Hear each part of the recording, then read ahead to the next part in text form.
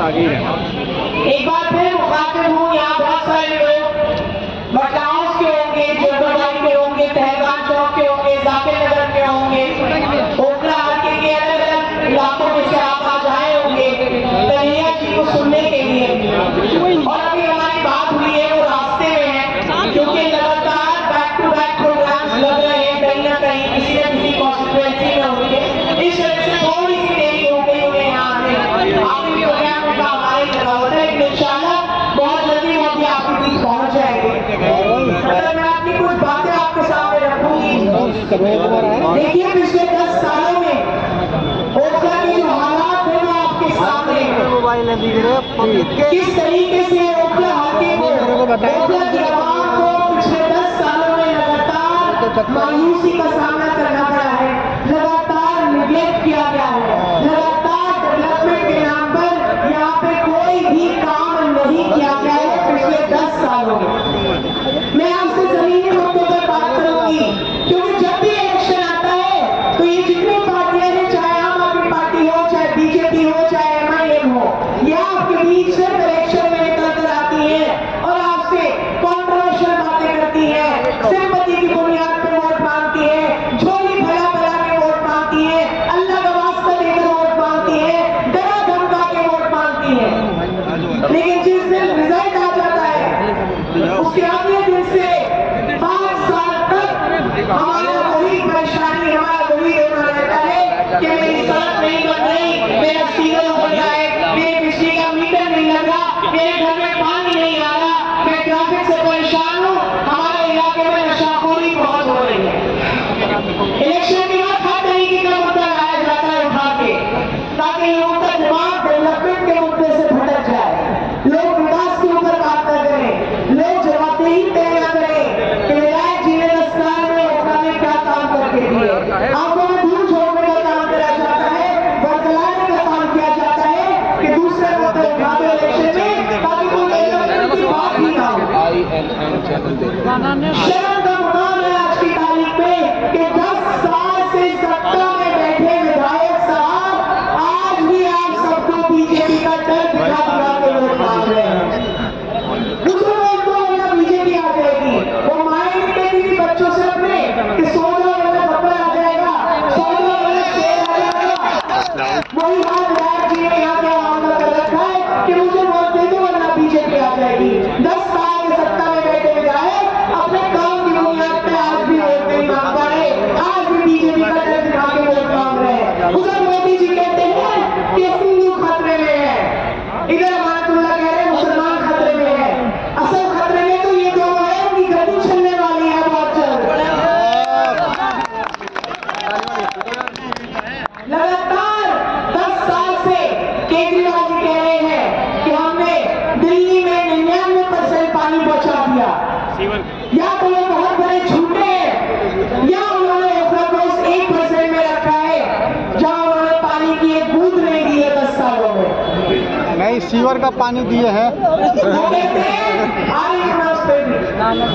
वो कहते हैं हमने फ्री में पानी दिया। हाँ, आपने सीवर का पानी फ्री में दिया सबके घरों के अंदर पिछले 10 सालों में। धक्का दिए जा रहे लगातार। सीवर का सिस्टम पूरा तरह में इलाके में आज से 12 साल पहले शीला दीक्षित की 450 करोड़ का टेंडर करके गई थी, अफवाह मंजिल में इनॉग्रेशन करके उसका 450 करोड़ ओखला को देकर गई थी सीवर के लिए, सीवर की लाइनों के लिए। आज तक की ओखला के इतिहास में इतना बड़ा टेंडर कभी नहीं दिया गया किसी भी सरकार के द्वारा, जो शीला दीक्षित की 450 करोड़ छोड़ के गई थी। उस पे विधायक चचा, अमानत चचा, आप आराम से घर बैठो, आपकी भतीजी बचा लेगी आपको बीजेपी से। अगर आपको पक्की नहीं है हम ना मजलूम है ना बेचारे हैं, ना हम अपने आवाम को कोई मायूसी में देख सकते हैं। मैं एक ऐसे इंसान की बेटी हूँ जिसने हमेशा मजबूती के साथ आपकी लड़ाई लड़ी, मजबूती के साथ आवाम की आवाज उठाई, सड़कों पे भी आपकी लड़ाई लड़ी, एडमिनिस्ट्रेशन पे भी प्रेशर बनाया, पुलिस की लगाम हमेशा कसी। एक वक्त पुलिस वाले थाने से बाहर झाँक कर देखते थे कि आसिफ मोहम्मद खान को ही खड़े हुए नहीं, निकल जाए थाने से बाहर। और एक ऐसा वक्त है जब पुलिस वाले विधायक जी को धक्का देके ले जाते हैं।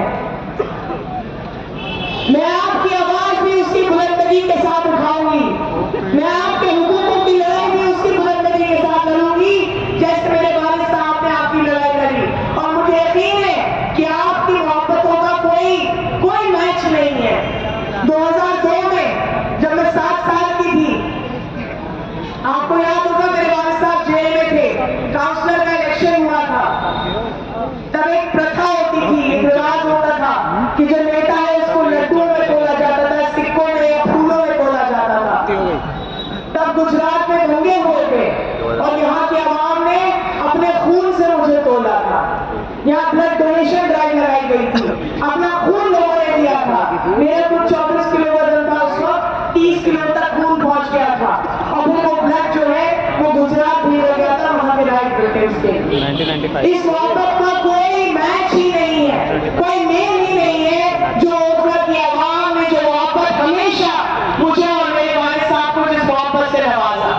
मैं आज भी आपके बीच उसी मोहब्बत के लिए आई हूँ, उसी सपोर्ट के लिए आई हूँ जो हमेशा से आपने मेरे वालिद साहब को दिया। मेरे वालिद ने अपनी पूरी जिंदगी ओखला की आवाम को दे दी, अपनी पूरी जिंदगी अपने खून पसीने से ओखला को सींचा। अनगिनत बार जेल गए, कौम की रहनुमाई करने के लिए जेल गए। कभी ये पता नहीं करी कि मेरी एक बेटी भी है, मेरी बीवी भी है, उनका क्या होगा।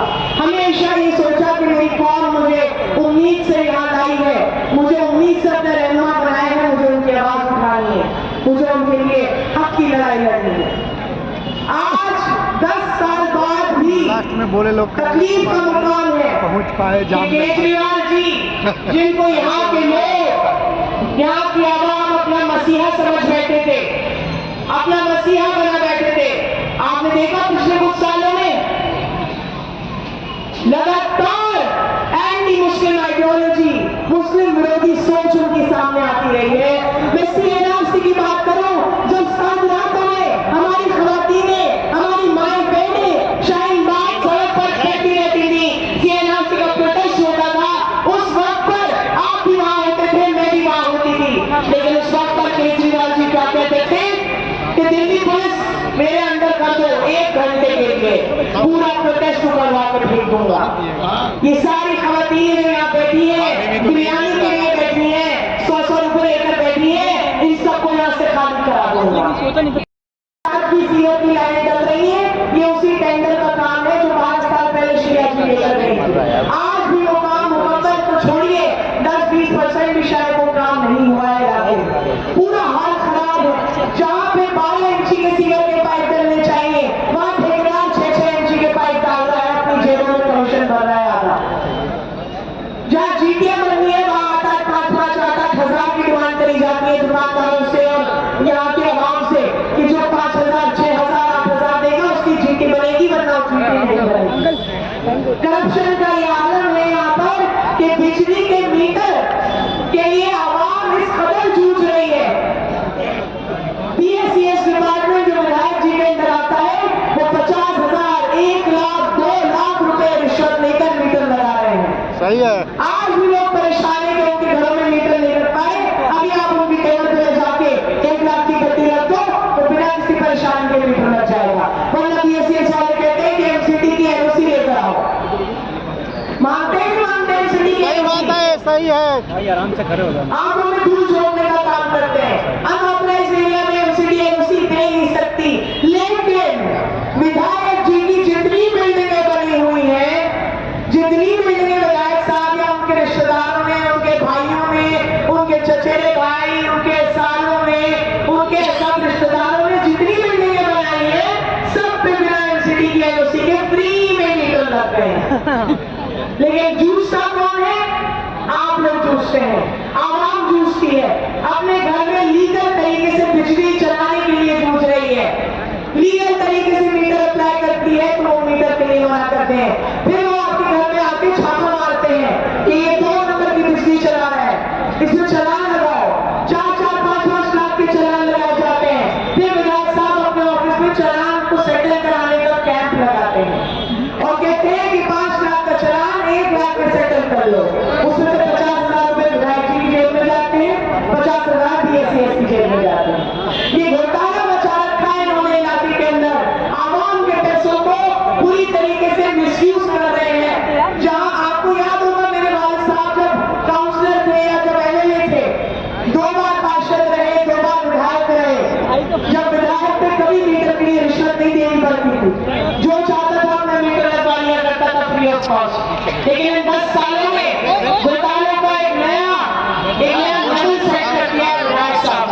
ले जाओ बाहर, निकलो निकलो निकलो। इसे भेजो बाहर। यहाँ पर सड़क के खस्ताहाल में जैसे कि आपने बताया अभी कि पहाड़ वाली सड़कें हो रही हैं, उसकी भी वजह मैं आपको बता दूं। यार इसको हटा। जब मेरे वालिद साहब विधायक थे तो जब कहीं भी सड़क बनती थी 8-9 इंची का माल चलता था। आज ठेकेदार 3 इंची का माल डाल के भाग जाता है, सड़कें उंगलियों से उखड़ रही हैं। महीना भर भी सड़क नहीं चल रही, उसमें गड्ढे हो जा रहे हैं, पानी भर जाता है। जब ये हालत है यहाँ डेवलपमेंट और विकास के नाम पर 10 साल में से पौने 10 साल तो विधायक साहब गायब रहे। ये कहते रहे कि बीजेपी मुझे जेल में डाल रही है, ईडी मुझे परेशान कर रहा है, मुझे जेल में डाला जा रहा है। तो विधायक जी घोटाले करोगे तो जेल तो जाओगे ही ना। जब आप घोटालों में घोटाले करोगे, आपने कोई कसर नहीं छोड़ी घोटाले करने में।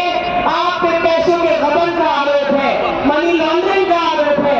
आपने वक्त बोर्ड में घोटाले करे चेयरमैन होते हुए, आपने वक्त के पैसों का घोटाला करा, आपने वक्त में जो हकदार थे उनकी भर्तियां रुकवा के अपने चेले चपाटों की भर्तियां करवा दी। आपने वक्त बोर्ड की 123 प्रॉपर्टियां अपनी जमानत कराने के लिए बीजेपी को बेच दी। 123 प्रॉपर्टियां आपने इस कौम के साथ गद्दारी करी है। आज आप कहते हैं मंच में खड़े होकर कि मैंने कौम की रहनुमाई करी, मैंने कौम के लिए कुर्बानी दी। नहीं, आपने अपने जाति मफाद के लिए इस कौम को कुर्बान करा। और सड़कों पे भी इस बात पे लड़ाई लड़ी, संभल जाने की भी पूरी कोशिश करी, लेकिन जब उन्हें रोक दिया गया तो उनकी फैमिलीज को अपने घर बुलाकर उनकी तकलीफ बांटी, उनका गम बांटा। केजरीवाल जी का तो ना मुंह खुला, ना वो कहीं गए किसी की हमदर्दी में। और देख लीजिए आपके बीच भी नहीं आएंगे आपसे वोट मांगने, आपसे आकर आपका वोट नहीं मांगेंगे केजरीवाल जी, क्योंकि उन्हें पता है कि अमानतुल्लाह साहब उनके विधायक जो है वो यहाँ तड़ाक धमका के वोट नहीं देंगे। तो उन्हें आने की क्या जरूरत है? उन्होंने तो ट्रेनिंग दे दी अपने मुसलमान एमएलएस को कि अपने अपने मोहल्ले में बीजेपी का डर दिखा देना, वोट अपने आप मिल जाएगा, हमें किसी को आने की जरूरत ही नहीं है। इस तरीके से ट्रीट किया जा रहा है आज की तारीख में, चाहे वो अपना जवान हो या पूरी दिल्ली में मुसलमान हो, फॉर ग्रांटेड लिया जा रहा है। और मैं आपसे एक बात कहूंगी कि देखिए केजरीवाल जी जैसी मुस्लिम विरोधी पार्टी, केजरीवाल की मुस्लिम विरोधी पार्टी को मसलहत के नाम पर ये जो मुसल्लत करने की सोच है, ये जिंदा कौम को मुर्दा करने की मुहिम का हिस्सा है। चाहे वो जानबूझकर करी जाए या अनजाने हो, हम इस हिमाकत को समझदारी का नाम नहीं दे सकते। लगातार केजरीवाल जी ने लगातार, अरे भैया देखिए एक तरफ मोदी और बीजेपी है जो सामने से बात कर रहे हैं, हमें पता है वो हमारा कितना बड़ा दुश्मन है, हमें पता है कि वो हमारे लिए क्या सोच रखते हैं, हमें पता है कि वो हमें कितना नुकसान पहुंचाना चाहते हैं। सामने से हमें आके वार कर रहे हैं हमारे ऊपर, हम तैयार हैं उनके हर बात के लिए। लेकिन एक तरफ केजरीवाल और आम आदमी पार्टी है जो पीछे से आके लगातार खंडर जोड़ने का काम कर रही है, लगातार पीठ में छुरा भरने का काम कर रही है। सामने वाले दुश्मन से तो आप तैयार रहेंगे कि वो आने वाला है बात करने के लिए, हमें उसका पलट के जवाब देना है, लेकिन जो पीछे से आके बात कर रहा है सबसे ज्यादा चौकन्ना रहने की जरूरत है उससे। आप एक लीडर लेके आओ, जो पीठ पीछे आके बात कर रहा है, ऐसे यहाँ पे खड़ा होगा तो इधर पटोल जाता है। मैं एक बात कह के अपनी बात खत्म करूंगी कि आप सब लोग बहुत समझदार हैं।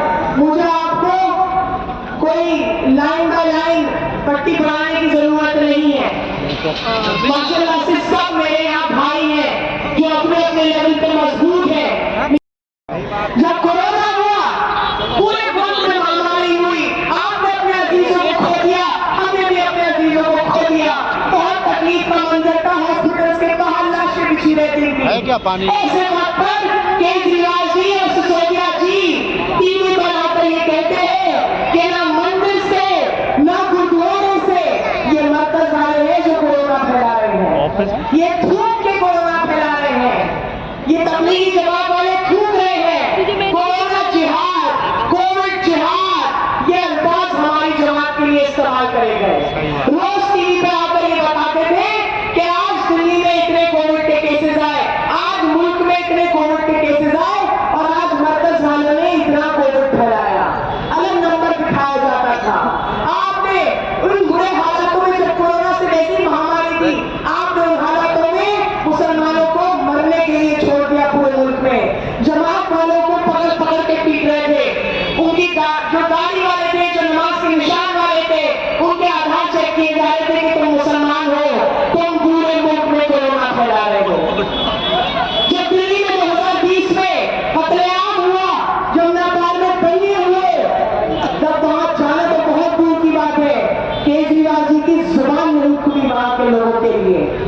आज तक उन लोगों को मुआवजा नहीं दिया गया है।